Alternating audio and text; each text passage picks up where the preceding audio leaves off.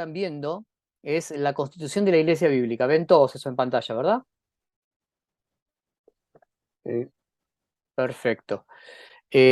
Lo que vamos a hacer es saltear algunos artículos, que vamos a volver a verlos luego, para llegar acá, al artículo 6. Ustedes ven también mi cursor, ¿verdad? Para que yo lo use para señalar. Perfecto. Porque lo que vamos a hacer es ver el capítulo segundo, que son las bases fundamentales de la doctrina. ¿Por qué empezamos por acá? Porque si no estamos de acuerdo con respecto a la doctrina, en vano es que nos pongamos de acuerdo con respecto a todo lo demás. Entonces, lo más importante de este curso es poder pasar rápidamente por lo que la Iglesia cree y la Iglesia enseña. ¿Preguntabas algo, Susi? Ah, estás muteada, no te escuchamos. Perfecto, cualquier cosita me hacen saber. Bien. Lo que vamos a hacer es pasar muy rápidamente por la doctrina porque claramente que cada uno de estos puntos, de estos artículos, son materias enteras, que podrían tomarnos meses cada materia. Entonces lo que vamos a hacer es simplemente leer y tratar de avanzar muy rápidamente por cada uno de estos puntos. Comenzamos con el artículo 6. El artículo 6 dice que creemos que la Santa Biblia es inspirada por Dios. Todo este artículo tiene que ver con las Escrituras. Y va a decirnos que la Santa Biblia es inspirada por Dios y escrita por hombres dirigidos por Dios. Esto lo vemos en 2 Timoteo 3, 16 y 17 y 2 Pedro 1, 19 al 21. Es decir, Dios es el que guía, empuja a los hombres a escribir lo que escriben, y después que está confeccionado el texto escrito, es el Espíritu Santo es el que sopla o inspira la palabra para que cobre vida. Por eso que decimos que la palabra de Dios es viva y eficaz, ¿eh? Y más cortante que toda espada de dos filos, porque no es simplemente un texto, un libro muerto, sino que tiene la misma vida de Dios en ella. Dice que por contenido tiene la verdad sin ninguna mezcla de error y por lo tanto es y será hasta la consumación de los siglos la única revelación completa y final de la voluntad de Dios para el hombre, el centro verdadero de la unión cristiana y norma suprema de la cual se debe sujetar, a la cual se debe sujetar todo juicio que se forme de la conducta, las creencias y las opiniones humanas. Esto es toda la revelación de Dios. Es decir, que no esperamos que va a haber nueva revelación. No creemos que Dios nos va a revelar algo más. Cada semana cuando compartimos la palabra de Dios los días domingo, no es un nuevo mensaje que Dios le trae a la iglesia. El mensaje está basado en la palabra de Dios ya revelada. Y no va a haber revelación adicional en el futuro. La palabra de Dios está completa. Y por eso es la norma de todo lo que creemos. Por la Santa Biblia, vamos a tratar de entender, cuando decimos la Biblia, ¿a qué nos referimos? Por la Santa Biblia queremos decir la colección de los 66 libros, desde Génesis hasta Apocalipsis, que, como fue escrita originalmente, no solamente contiene y transmite la palabra de Dios, sino que es la misma, única y suficiente palabra de Dios. Entonces, cuando decimos la Biblia, decimos 66 libros. La Biblia católica, por ejemplo, tiene más. ¿Eh? Y hay quizás otros escritos que tienen partes de la Biblia. Por ejemplo, el libro de Mormón contiene parte de la Biblia. Cuando nosotros nos referimos a la Biblia, nos referimos a los 66 libros del canon. Entonces, de Génesis a Apocalipsis, no más que eso ni menos que eso. Cuando hablamos de inspiración, dice, queremos decir que los libros de la Biblia fueron escritos por hombres, santos de Dios, movidos por el Espíritu Santo de una manera tan definida que registraron la verdad de Dios de forma plenaria y verbal, sin error u omisión. Es decir, Dios guió a los hombres a escribir lo que tenían que escribir, no les dictó, respetó su propio criterio, su propio estilo, no les dictó palabra por palabra, pero los guió de manera de que escribieran lo que Dios quería que escribieran, de tal forma que decimos que la Biblia, fíjese esa frase al final, está inspirada de forma plenaria, es decir, en su totalidad, verbal, eso significa palabra por palabra, sin error ni omisión. Nosotros no tenemos los textos originales de la Biblia, nosotros tenemos traducciones.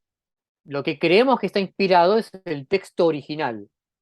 Nuestras traducciones pueden encontrar, ¿viste? Cuando a veces en un mensaje escuchás que el predicador dice, bueno, en esta traducción por ahí falta tal palabra o tal escrito no está en el original, bueno, porque las traducciones pueden tener alguna diferencia con el original, pero el original en sí mismo creemos que es perfecto porque fue inspirado palabra por palabra y no hay error u omisión en ella. Esto es lo que creemos en cuanto a las escrituras. Entonces, lo que yo quiero pedirte en este momento es que me digas si estás de acuerdo con lo que creemos. ¿Mm? Y para eso te voy a pedir, si no tenés el monitor abierto, que pongas tu manito ahí en alto en el monitor y si no, que me muestres con tu mano, sí, estoy de acuerdo con esto. ¿Mm? ¿Quiénes estamos de acuerdo? Bien, porque necesitamos avanzar en esto punto por punto. Cada punto yo te voy a preguntar si vos estás de acuerdo con lo que cree la Iglesia o si tenés alguna duda. Artículo 7 acerca de Dios, el Dios verdadero y Dios el Padre.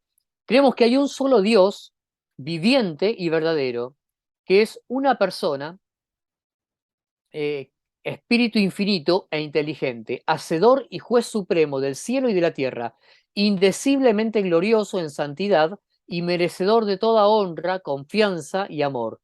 Creemos que en la unidad de la divinidad existen eternamente tres personas, que son el Padre, el Hijo y el Espíritu Santo, iguales estos en toda perfección divina, desempeñando oficios distintos, pero que armonizan en toda obra divina. Es decir, como iglesia creemos en un único Dios, un Dios eterno que existió desde siempre y existirá por siempre, no tiene principio ni fin. Un Dios que es espíritu, infinito, y como estudiamos el año pasado en la serie acerca de Dios, que reúne todos los atributos de la deidad.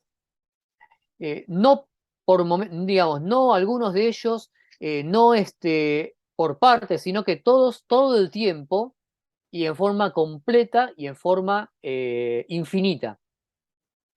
Pero a su vez creemos que ese Dios infinito, único, subsiste en él en tres personas, Padre, Hijo y Espíritu Santo, que aunque son iguales y coeternos y merecedores cada uno y dignos cada uno de la misma gloria, tienen oficios distintos, es decir, actúan de distintas formas. Después nos vamos a referir a cada uno, siendo el mismo Dios subsistiendo en tres personas diferentes.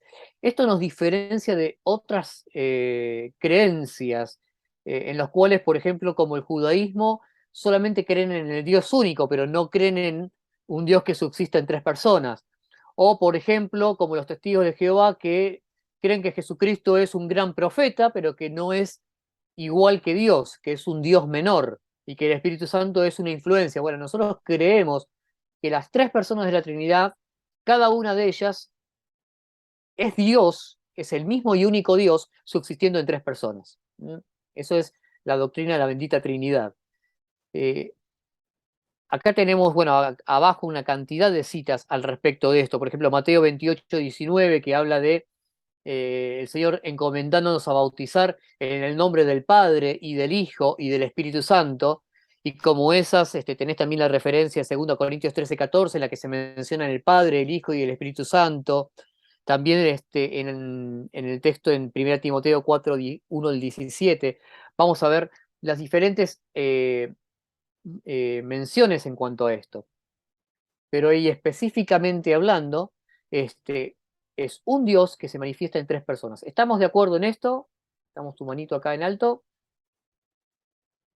Bien, te voy a pedir, gracias, te voy a pedir, Mati, que me digas cuánto tiempo nos queda de la sesión. Mirá, no puedo verlo porque está en pantalla completa y como estoy grabando se ve que no me deja verlo. Ujú. No sé si es porque estás compartiendo la pantalla. A ver si tengo alguna forma de ver. Ah, ok, a mí me marca que acabamos en 12 minutos. Ah, Supongo que debe ser la sesión final. Bien. Artículo 8, el Espíritu Santo. Creemos que el Espíritu Santo es una persona divina, igual con Dios el Padre y el Hijo y de la misma naturaleza y que tomó parte activa de la creación. Eso es Fundamental. Una persona divina, igual con el Padre y el Hijo, y de la misma naturaleza. No es un Dios menor, no es un Dios diferente, es igual al Padre y al Hijo. Y que tomó parte activa en la creación. Creemos que en relación con el mundo entero, Él detiene a Satanás, al inicuo, hasta que el propósito de Dios se cumpla. Es decir, Satanás es frenado, la aparición del anticristo en el mundo es frenada por el Espíritu Santo hasta que Dios cumpla su propósito. Creemos que el Espíritu Santo convence de pecado, de justicia y de juicio, y que es el autor e intérprete de las Escrituras. Es el Espíritu Santo el que inspira, habíamos dicho, las Sagradas Escrituras. Creemos que testifica de la verdad del Evangelio en la predicación y testimonio. Es decir, que cuando vos predicás, Él es el que da testimonio de la verdad. Que es la persona que actúa en el nuevo nacimiento. Cuando nacemos de nuevo es por la obra del Espíritu Santo. Que en ese momento viene a morar permanentemente en el creyente. Desde que sos salvo, el Espíritu Santo viene a morar en tu interior, en tu vida. Te sella, es decir, es la garantía de tu salvación, y te bautiza o te introduce en el cuerpo de Cristo. Y durante su vida sigue realizando sus obras de enseñar, santificar, fortalecer, guiar y ayudar. Todo esto es la obra del Espíritu Santo durante nuestra vida. Además, por medio del creyente, testifica al mundo acerca de Jesucristo. Creemos que Dios es el dador de los dones espirituales a través del Espíritu Santo, los cuales son, ahí se creemos que Dios, bueno, creemos que el Espíritu Santo es el dador de los dones espirituales, los cuales son repartidos a los creyentes según el Espíritu Santo desea. Que los dones de lenguas, sanidades y milagros cesaron en el siglo apostólico y que ningún don puede exigirse como señal de bautismo o plenitud del Espíritu Santo.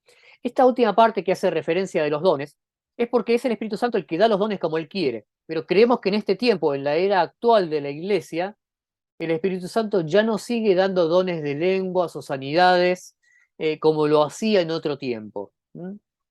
Esto también es un punto que nos distingue de muchas otras iglesias, especialmente de las iglesias carismáticas, de las iglesias pentecostales, que aún sostienen en el día de hoy el don de lenguas, los dones de sanidades. Bueno, la iglesia cree que estos dones cesaron después de que terminó la era apostólica, es decir, con la muerte de los apóstoles.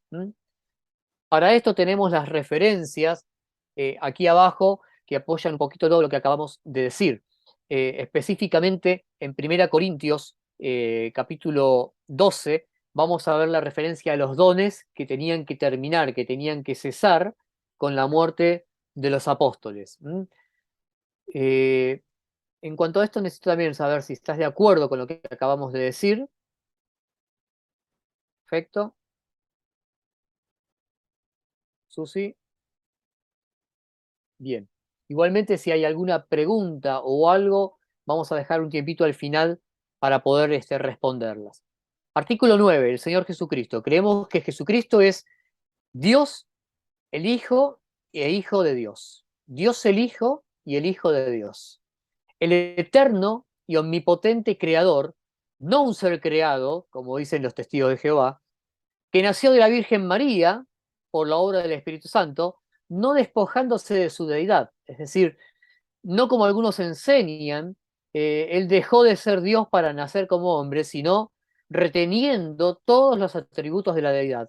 Y por lo tanto, es Dios manifestado en carne, teniendo los mismos atributos que el Padre y el Espíritu Santo, aún en su vida terrenal. Cuando el Señor vivió entre los discípulos, todavía retenía, nunca, aún ahí en ese momento tenía todos sus atributos, nunca dejó de tenerlos, no es que tampoco los dejó de tener mientras estuvo en la tierra y después los recuperó. Él nunca dejó de ser Dios, no podía dejar de serlo, porque Dios no puede dejar de ser lo que es, no puede cambiar su naturaleza, sino que lo que él hizo fue asumir una nueva naturaleza, que es la naturaleza humana.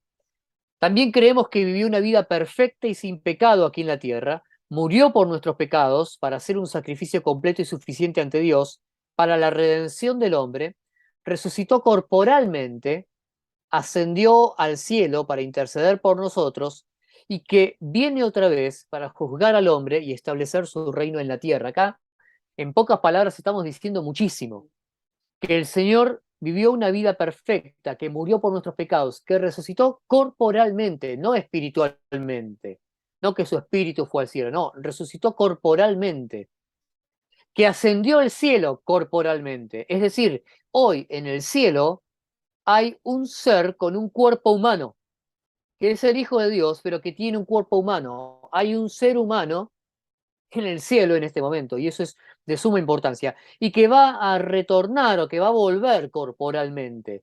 No va a venir en nuestros corazones, no va a venir espiritualmente, va a venir corporalmente para establecer su reino en la tierra. Abajo, muchas citas que apoyan acá estas cosas que acabamos de decir. Un ser, el Señor Jesucristo, una persona con el Padre y con el Espíritu Santo. Entonces, una misma esencia, una misma naturaleza, no un ser creado, como afirman otras religiones. Esto es lo fundamental de este artículo. ¿Estamos de acuerdo con esto? Perfecto. Artículo 10, acerca del diablo.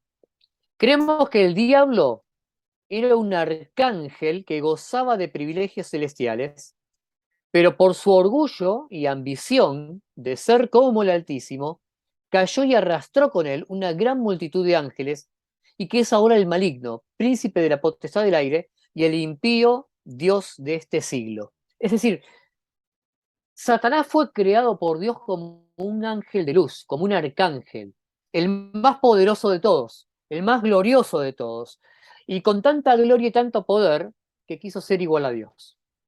Y en ese orgullo, dice Isaías que se halló pecado en él. Ahí tenemos las citas al final de Ezequiel 28 e Isaías 14, que hacen referencia a esto mismo.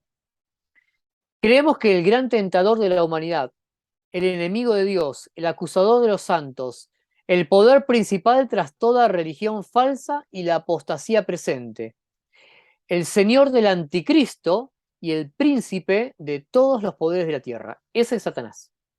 Todo eso que acabamos de decir es Satanás. Creemos que el diablo es poderoso, pero no todopoderoso. Ni es omnipresente, ni omnisciente. Es decir, Satanás podrá saber mucho, pero no es omnisciente, no lo sabe todo. Podrá tener mucho poder, pero no lo puede hacer todo. Y por más que parezca que está en todos lados, no es así. Él podrá moverse a una velocidad supersónica, si querés, pero no puede estar en dos lugares al mismo tiempo, no es omnipresente. Por lo tanto, el creyente en Cristo que está viviendo en sumisión y obediencia a la palabra de Dios puede resistirle firme en la fe. Al no ser todopoderoso, puede ser resistido. Por eso Santiago dice, Santiago 4:7, va a decir que tenemos que resistir al diablo. El creyente puede resistir al diablo y tener victoria sobre sus ataques y sobre sus tentaciones. Santiago 1:12 va a decir que podemos soportar la tentación a la que somos sometidos por el diablo. También creemos que está vencido en las manos del Hijo de Dios y reservado a un justo y eterno juicio en el infierno.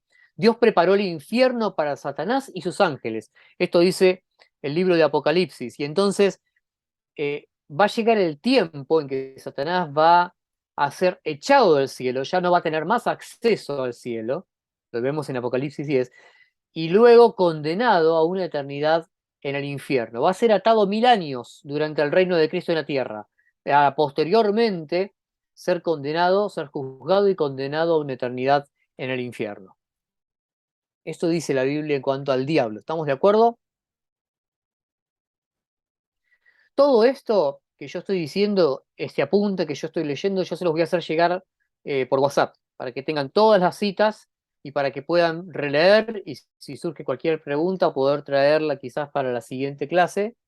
Entonces, no se preocupen si, porque sé que estoy yendo súper rápido, no te preocupes si no logras anotar alguna cita, porque lo vas a tener todo este material hoy mismo, se los voy a hacer llegar por WhatsApp.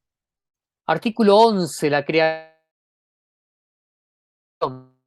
Vemos en el relato de la creación, según el libro de Génesis, que Dios creó de la nada todo lo que existe, aparte de sí mismo, llamándolo a existir por su propia voluntad y palabra, y que este relato se ha de aceptar literalmente y no alegórica o figuradamente.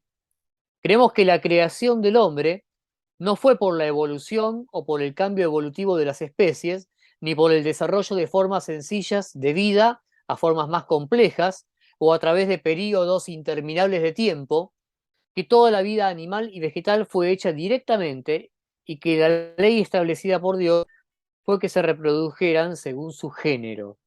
Génesis 1 y todas las citas subsiguientes. ¿Qué es lo que quiero aclarar en cuanto a esto? Creemos que Dios creó todo lo que existe tal y cual lo relata Génesis capítulo 1 y 2. Es decir, no creemos que el relato de Génesis 1 y 2 sea alegórico, sea una fábula, sino que creemos que Dios creó en el primer día los cielos y la tierra, en el segundo día dijo sea la luz, en el tercer día, tal cual como lo relata Génesis 1 y 2. Entonces, no creemos en la evolución, no creemos en el Big Bang, no creemos en todas estas teorías que son solo teorías porque nunca pudieron ser demostradas ni podrán ser demostradas, porque no sucedieron así. Es imposible demostrar algo que no sucedió. Y por esto estas teorías, aunque se enseñan en las universidades como si fueran verdades, no dejan de ser teorías, teorías imposibles de demostrar.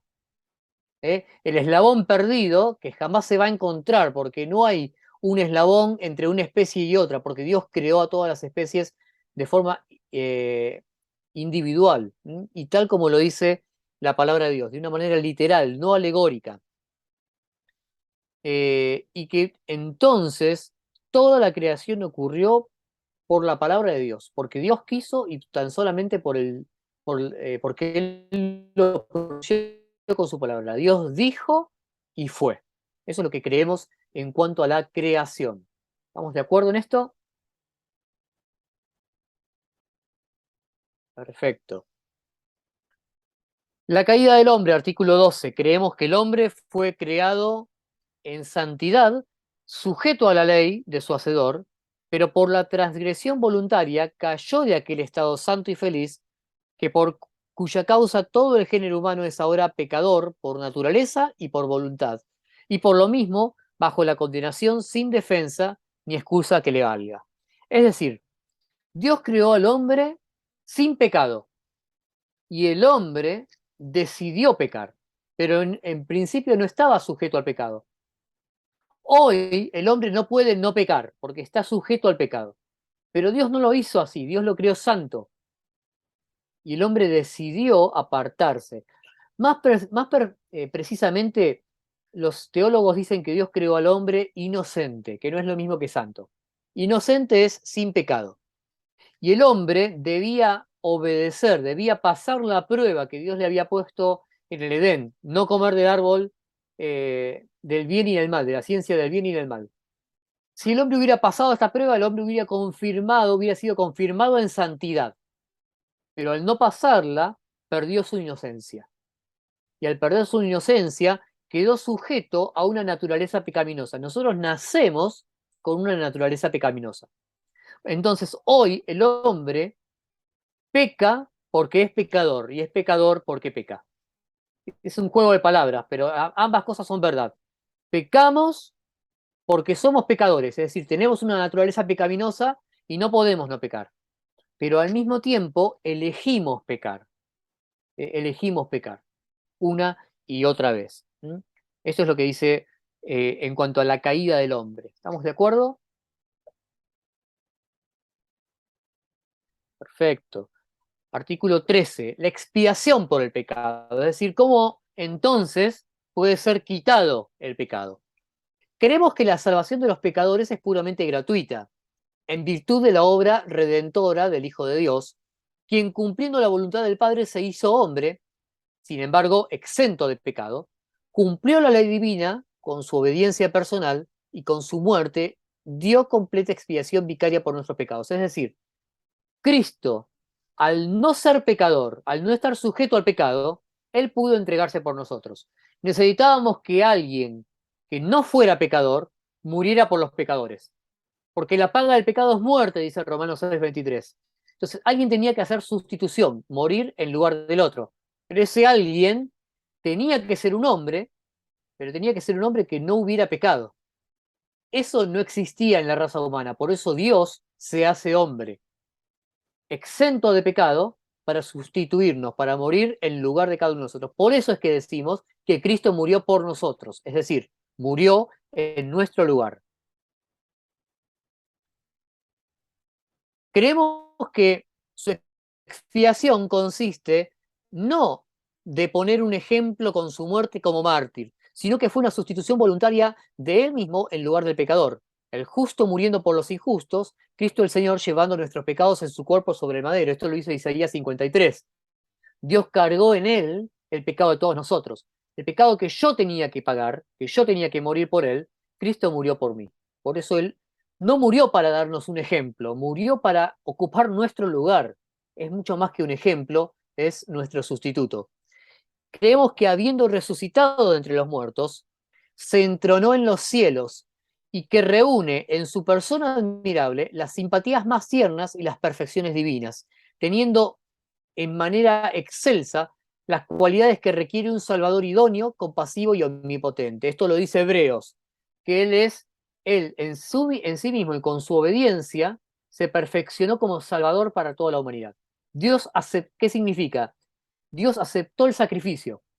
Al resucitar a Cristo, Dios está diciendo que acepta el sacrificio sustitutorio. Y por eso, todo aquel que cree en Cristo, tiene salvación eterna. Esto es la forma en que Dios quita el pecado del hombre. Dios hace expiación por el pecado del hombre. ¿Estamos de acuerdo hasta acá? Perfecto. Creemos que dice el artículo 14. Creemos que el arrepentimiento y la fe son los deberes del hombre. Atención, el arrepentimiento y la fe son los deberes del hombre. Es decir, el hombre debe arrepentirse y creer para ser salvo. Esa es la responsabilidad humana. Hay algunos que creen que el hombre no puede hacer nada para ser salvo, entonces Dios lo salva y ya está. No, creemos que el hombre tiene una responsabilidad. La responsabilidad del hombre es arrepentirse y creer. Esto lo dice Hechos. Dios manda a los hombres en todo lugar que se arrepienta. Hechos 17.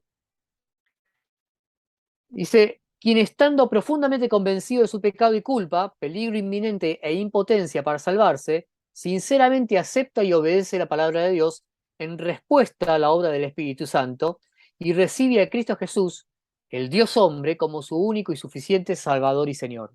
Es decir, es verdad que la salvación es de Dios, es verdad que no puedo hacer nada para salvarme, que la salvación no es por obras, pero yo tengo como hombre una responsabilidad. El hombre tiene que creer, porque Dios ha mandado al hombre a arrepentirse y creer para poder ser salvo. ¿Estamos de acuerdo con esto? Perfecto. Y vamos a ver si podemos completar el último artículo, el 15. Creemos que para ser salvo es necesario recibir al Señor Jesucristo por medio de la fe y así ser regenerado, o sea, nacer de nuevo. Esto se lo dijo Jesús a Nicodemo en Juan 3. Es necesario nacer de nuevo. Creemos que que en el nuevo nacimiento uno llega a ser una nueva creación en Cristo Jesús, 2 Corintios 5:17. Que la salvación es instantánea, no es progresiva, no es que de a poquito va siendo salvo. Dios te salva en un momento, en el momento en que crees, es inmediato. Creemos que en el nuevo nacimiento, eh, el muerto en delitos y pecados es hecho partícipe de una naturaleza divina y recibe vida eterna, el don gratuito de Dios. Todos nosotros estábamos muertos en nuestros pecados. Bueno, creemos que cuando recibimos a Cristo en ese mismo momento, somos hechos nuevas criaturas y recibimos la salvación como un don gratuito, como algo inmerecido. Creemos que la nueva creación es realizada fuera del alcance de nuestro entendimiento, no por cultura, ni por carácter, ni por voluntad humana, sino solo y completamente por el poder del Espíritu Santo, en conexión con la verdad divina, con la palabra de Dios, consiguiendo así que voluntariamente obedezcamos al Evangelio y se vea evidenciada realmente en los santos frutos de arrepentimiento, fe y nueva vida. Es decir, ese nuevo nacimiento no es algo que lo hacemos con nuestro esfuerzo personal, lo hace Dios. Y entonces es Dios el que produce en nosotros los frutos de la vida eterna. No es que yo me esfuerzo para dar frutos y para mostrar una vida diferente. Es Dios que produce esa obediencia a la palabra de Dios en nosotros. Esto es lo que creemos en cuanto a la regeneración, el nuevo nacimiento. ¿Estamos de acuerdo? Muy bien. Vamos a terminar acá. Vimos los primeros artículos de los primeros, no 15 porque nos salteamos los primeros 5, vimos los primeros 10 artículos de la declaración doctrinal. La idea es que veamos los otros 20 artículos en las próximas 2 semanas para estar de acuerdo en cuanto a esto. Yo ahora al terminar, al desconectarnos, les voy a hacer llegar por WhatsApp todo la Constitución para que ustedes puedan repasar desde el artículo 6 al artículo 15 para que si hay cualquier duda en cuanto a esto, puedas preguntarme, porque yo te puedo preguntar ahora, ¿tenés alguna duda? Y decir, fuiste tan rápido que no sé si tengo dudas, ni siquiera me di cuenta si tengo una duda. Pero la idea es que podamos eh, evacuar cualquier duda que te pueda surgir, porque es necesario que al momento de estar en la asamblea en la que te preguntemos si estás de acuerdo con la declaración doctrinal de la Iglesia, vos delante del Señor puedas decir que estás de acuerdo con todo y que entendiste todo lo que conversamos en este curso de membresía.